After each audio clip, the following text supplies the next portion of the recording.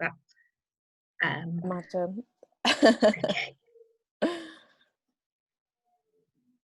Okay. Yeah, that's Okay, cool. good. So, hello everyone. I'm Lauren, she, her. I'm the president of the Students' Union, and we have Alison with us as well today. Do you want to introduce yourself, Alison? Hello, I'm Alison, she, her from the Advice Service. Thank you so much. So today we are just recording a little session about compensation for the industrial action that happened over the last year, and quite specifically about how to move your complaint from a stage two part of the process into the stage 3. What we mean when we say that is, obviously a lot of you submitted your complaints, your applications for like compensation refunds, some of you a long time ago now, all the way back in December, and people have started to get their responses back in the last like month or so. But the message we got from a lot of you was that you were given a response which didn't really feel adequate. It didn't really address your concerns. You were told that you got mitigation for your studies, that even though you missed your teaching time, your in-person studio time, stuff like that, that you were given appropriate mitigation. That meant that you weren't entitled to receive any kind of compensation or refunds. And from what we know and what a lot of people say to us, that simply wasn't the case. Mitigation wasn't put in place. In fact, like your studies, your experience, your mental health was impacted by this moment in time. So with that, we asked a lot of you, would you be interested in taking it to the next stage, stage 3, appealing that decision? And a lot of you said yes, but you weren't really sure how to go about that process. So we're doing this little presentation today, so you can just watch. We'll go through the form a little bit. Alison will talk you through. I'll give a little bit of political background as well as to why we felt this was important from the SU perspective to put some time into. And yeah, go through the process, and then if you have any other questions at the end, we can obviously answer those for you and help support in any way. Is there anything you'd want to add before we go to the next slide? Nothing for now. Okay. No, that's everything for now. Thank you. No worries. So in terms of the political background to this, it's always been a complicated one. Going back to even the 2018 strikes that happened, like the first round of UCU industrial action, there was always a question of whether or not people felt comfortable asking for compensation, especially for people who feel like they want to oppose like a marketized approach to education. They don't feel comfortable being positioned as a consumer, or treating that education in those kind of terms. People were like, well, isn't that just playing into that narrative? And to some extent, I suppose it is. But also the reality is, in spite of, whatever political opinions we may hold, I mean, I'm obviously a massive anti-marketization person. The reality is we are still being charged 9k a year minimum as like home undergrads. If you're international, a lot more, depending on the length of your course. Maybe you're paying upwards of like 50k for your time here. So the reality is like this time matters, and it is reflected in like the finances we pay. And it was something that throughout the whole of the strikes, people kept on coming to us about: how do we get compensation? How do we get refunds? Can we withhold our fees? And there's that side of it, but also we see this is another way to apply pressure on the university, actually in solidarity with the strikes. Because if we can make the case that, if you treat staff in this way, which indirectly has an impact on students, we will put pressure on you in your wallet. And often that's the only thing that the institution does care about. How can it, financially be secure and stable? So if they know that staff are going to strike because of these conditions, and as a result students are going to really hit them financially, maybe they will consider again the conditions that they make staff work through and make alterations and mitigations and meet the demands of our striking staff. So for us, that's a little bit of the political background as to like why we wanted to put some time and energy into this route. I think as well, like to add, we also, like Fauzia can't be here today because she's not feeling very well, but we spoke a lot about the kind of like ethical considerations about, you know, encouraging people to go through the stage 3 process. Like, having been through a lot of complaint processes myself while at Goldsmiths, it's not easy to do. It takes a lot of energy. Sometimes it's quite emotionally draining, depending on, you know, what you're saying about your complaint, the way you've been impacted. And like, we did wonder, you know, whether this was something people wanted, whether it was responsible to encourage people through that process. But we obviously put out a survey. We asked a lot of you like what you had heard so far from the complaints teams, what your responses were, what you wanted to do next. And the overwhelming majority of people said, no, we want to pursue a stage 3. So that brings us to where we are today, this presentation, and hopefully what will be a helpful guide as to how to get through the process, to take it to a stage 3 and appeal the decision that you got at stage 2. So I hand it over to you, Alison. Thanks, Lauren. So today I'm going to talk a bit about the process and what that entails, and then also a bit about how to approach a stage 3 and what situations may be successful. And then finally, we'll have a look at the stage 3 form itself, and I'll talk you through that. So for the stage 3 process, there will be an opportunity to submit a stage 3 review request of the outcome. You will have a month to complete this from the date of the stage 2 outcome letter, and this will be looked at by the university registrar, a senior member of professional services, who will be the school administrator not previously involved in the decision making, and the university head of legal services will be in attendance. We will talk through the stage 3 form at the end of this presentation.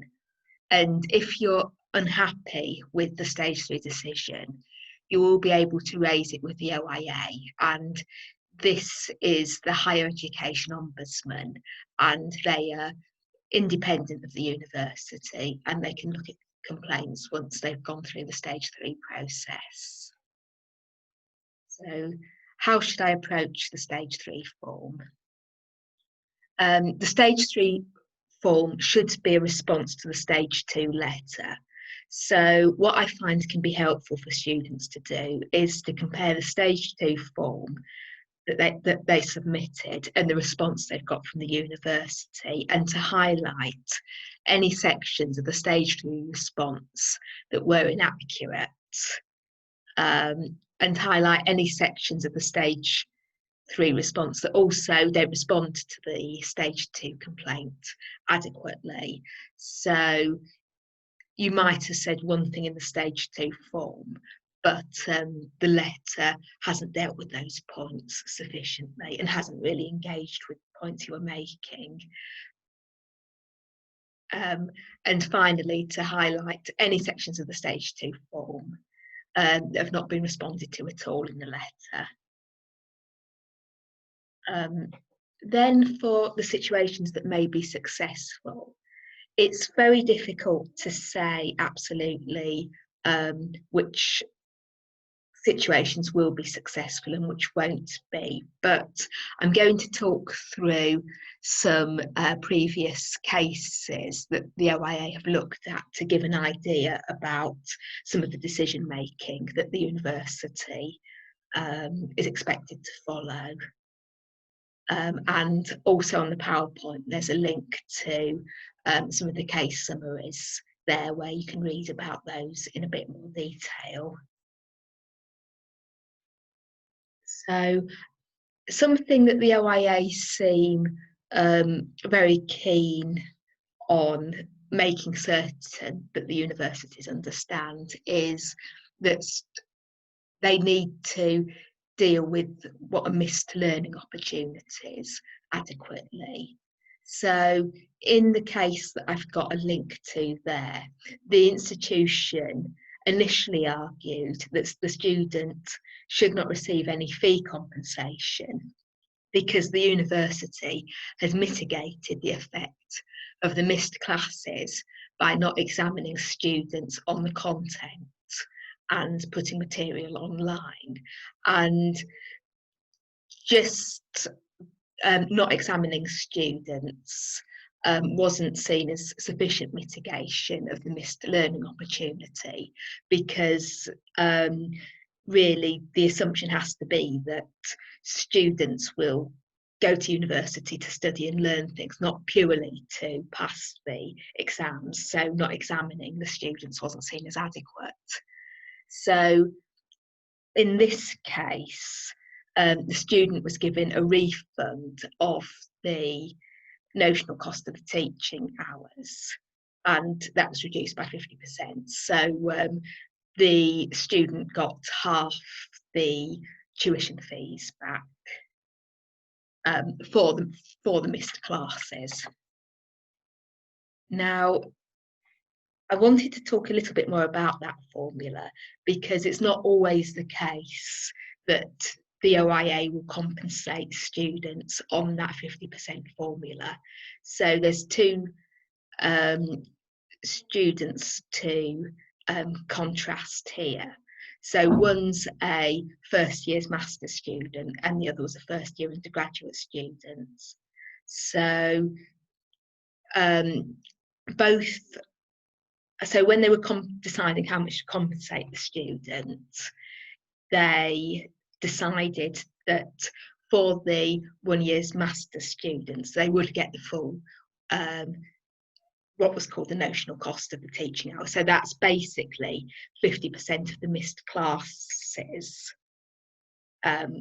tuition fees back. So they would calculate exactly the percentage of how much of the teaching had been missed and reduce that by 50%. So so if a student had missed a whole year of teaching, for example, they would, and were paying 9,000, they'd get the 4,500 back. But obviously, no student missed that amount of teaching hours, so they'd calculate how much of the teaching hours were actually lost and reduce that by 50%. And the reason the OIA gave for reducing it by 50% was that the rest of the teaching hours was spent on things like maintaining the building, running the library, running wellbeing services. Now, that's comparable to the first year undergraduate students, where they weren't given the full amount back of the missed teaching hours, reduced by 50%. It was actually reduced again, and the reason given for that was because the first year undergraduate experienced less impact of the missed classes. And I also wanted to talk a bit about the effects of the missed learning opportunities on students who have a disability. So this case is an example where the complaint was brought by a part-time master's student who was in their first year. The student had a disability and the university was aware of the disability and the effect that had on the student. So the student had done everything that they needed to do to keep the university informed. The university, however, rejected the student's complaint on the basis that that previous matters were added and students were entitled to meetings with the course convener, and that students were offered the opportunity to attend missed classes in the academic year. However, the student had confirmed in the complaint that face-to-face teaching was of particular importance due to their disability, and that repeating the year alongside the new material would be an inappropriate workload. So the outcome that the university had given wasn't any use to the students' particular circumstances, and didn't replace the missed learning opportunities. So the OIA recommended that financial compensation for students would be appropriate. I finally wanted to talk a bit about the deadlines for submitting a complaint. So the deadline for submitting a stage 2 complaint is a month after the stage 2 outcome letter is sent, and that date should be on your outcome letter. The Complaints and Appeals Department has the discretion to accept late complaints. So it is advisable to submit the stage 3 complaint by the deadline if it's possible to do so. But if it's not possible to meet the deadline, we would advise explaining the reasons for the delay on the form. And also it may be helpful to email the Complaints and Appeals team to explain as well. We cannot guarantee that the stage 3 complaint would be accepted, but you can ask for them to exercise that discretion to accept the late complaint.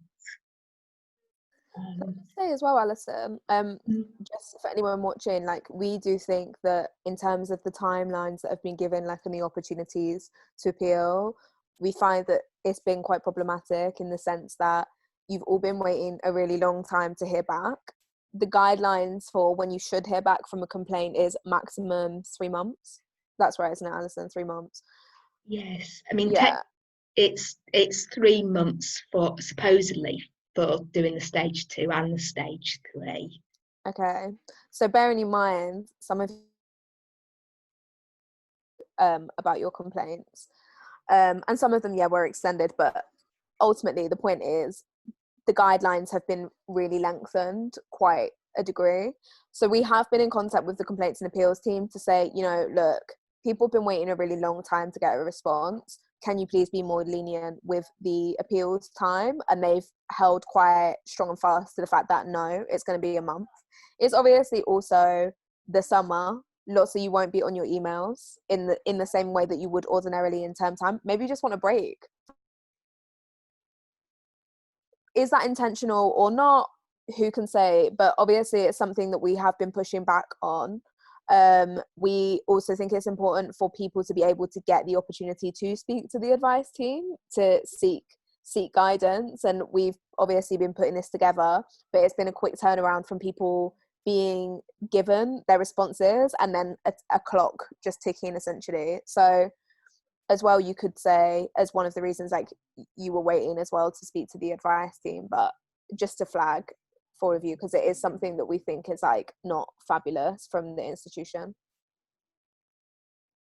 Absolutely, thank you.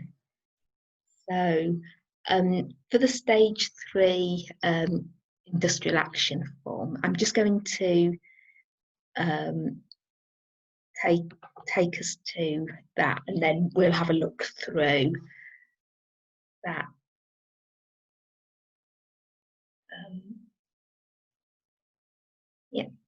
So there's some further information about and guidance about the form on the university website.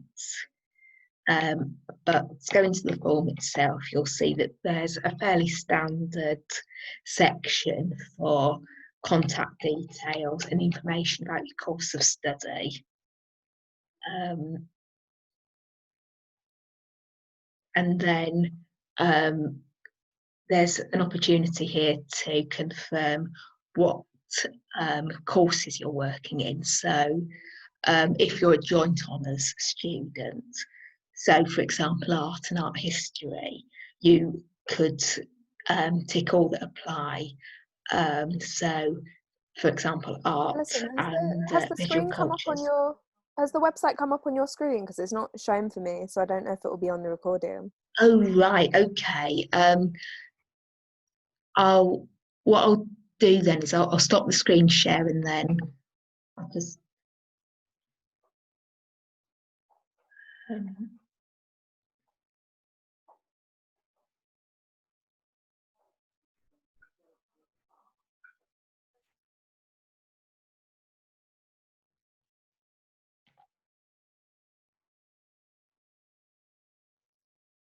Yeah, that's it. Perfect. Fantastic, thank you.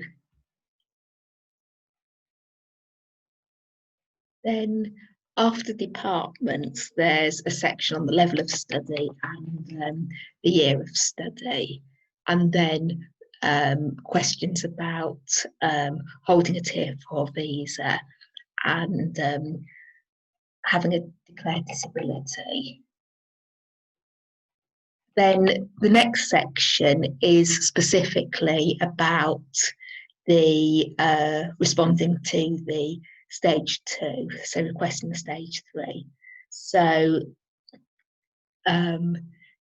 you'll need to check the letter to get the date from that,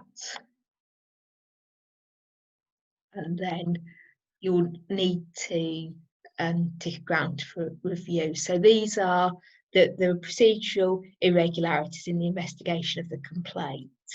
So, for example, if the university hadn't followed the correct process, so if a decision was made by somebody who wasn't in the decision-making process, that would be an example of procedural irregularity. Then there's fresh evidence can be presented which could not reasonably have been made available with a submission of a stage 2 form. So that could be medical evidence that wasn't available at the time, or other evidence that you didn't have access to. And the final one is that the outcome of the investigation was not reasonable in all the circumstances. So this is probably the one that's most likely to apply. So this can cover a broad range of things. For example, if you were doing a joint honours degree and all of the departments weren't considered, and the effect of that wasn't considered, or you made it clear that you were particularly impacted by certain personal circumstances and that wasn't referred to in the stage 2 letter, all that could come under the outcome of the investigation was not reasonable in all the circumstances bracket. Then it asks you to list each piece of supporting evidence you've submitted with the form. So that could be medical evidence, it could be things like receipts for expenses, or sometimes people upload screenshots from the VLE to show that information wasn't made available to them at certain times. So that can all be uploaded there. And then the next question is about how do you like to see the complaint resolved? So my general advice with that would be to think about, given everything is where it is with the complaint at the moment, what can the university do to make the situation right for you? So it could be compensation for tuition fees and thinking about those case studies that we looked at, and asking the university to compensate for the missed learning opportunities financially, or it may be compensation for stress and inconvenience, or it could, for example, be opportunities to retake classes and to get that learning in the future. It's really whatever you feel would improve the situation for you personally. And then that's the end of the form, and yes, and then it would be submitted to the college with that information uploaded.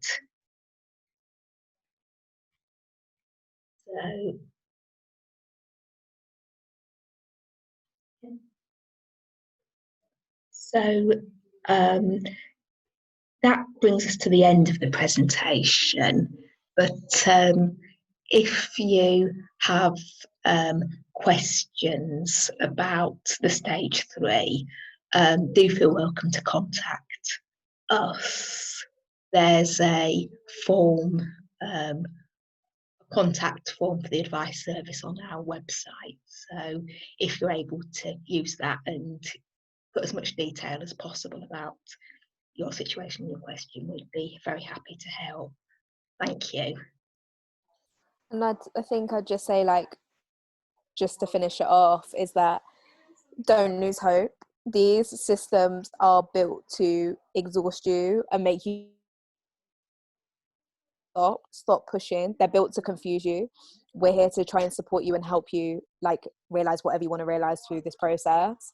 It can be done, as you've seen, like Alison like showed some examples of like people who have had successful claims, and like at this point it is just about maintaining pressure, and we will do that alongside you. So thank you. Thank you. Wicked. There we go.